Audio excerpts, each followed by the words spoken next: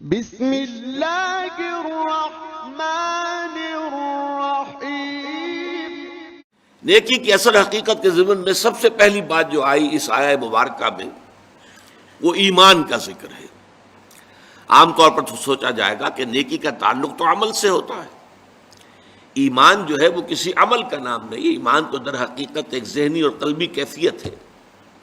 لیکن واقعہ یہ ہے کہ نیکی کی اصل روح جو ہے وہ ایمان ہے، اس لیے کہ ہر عمل کے دو پہلو ہوتے ہیں، ایک عمل کا ظاہر ہے اور ایک اس کا اصل مقصد باطنی طور پر اس عمل سے مقصود کیا ہے، موٹیویشن کیا ہے، جذبہ محرکہ کیا ہے۔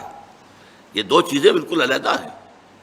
ہمارے اپنے مشاہدے میں ہوتا ہے، جب الیکشن آنے والے ہیں تو ہم دیکھتے ہیں کہ بڑے بڑے چودھری سرمایہ دار عام حالتوں میں جو جھگیوں میں جانا تک پسند نہ کرے، وہ اپنے سفید براق کپڑے پہن کر اچھے اور وہ جھگیوں میں جائیں گے اور وہاں جا کر گارے میں اور مٹی میں لتھڑے ہوئے بچوں کو اٹھائیں گے، پیار کریں گے۔ کیوں؟ سب کو معلوم ہے کہ یہ اس لیے ہو رہا ہے، یہ اصل نیکی نہیں ہے، انہیں ووٹ چاہیے، الیکشن آنے والا ہے تو ووٹوں کے حصول کے لیے یہ سب کچھ ہو رہا ہے۔ تو گویا کہ موٹیو لوگوں کے سامنے ہے تو وہ اسے نیکی شمار نہیں کر سکتے۔ تو یوں سمجھ لیجئے کہ نیکی کے ظاہر کو صرف نہیں دیکھنا کہ یہ نیکی کا کام ہے، بلکہ دیکھنا یہ ہوگا کہ اصل میں اس کی موٹیویشن کیا ہے، اس کا جذبہ محرکہ کیا ہے۔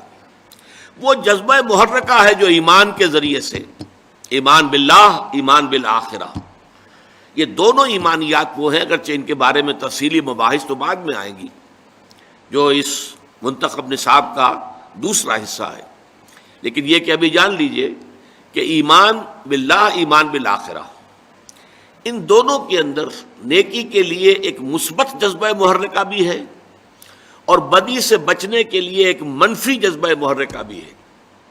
اللہ کی محبت، love of God, to please اللہ، اللہ کو راضی کرنا، رضائے خداوندی کو اپنا مقصود بنا لینا، یہ جذبہ محرکہ ہے جس کے تحت انسان نیکی کرے، بھلائی کرے، خیر کرے، یہ مثبت جذبہ ہے۔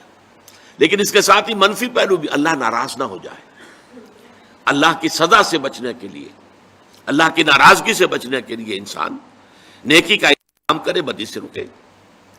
اسی طرح جذبہ آخرت جو ہے، ایمان بالآخرہ، تو جنت کی طلب میں نیکی کا کام کرنا اور دوزخ سے بچنے کے لیے بدی سے بچنا، تو گویا کہ ایمان بالآخرہ اور ایمان باللہ دونوں میں مثبت پہلو بھی ہے، منفی بھی ہے۔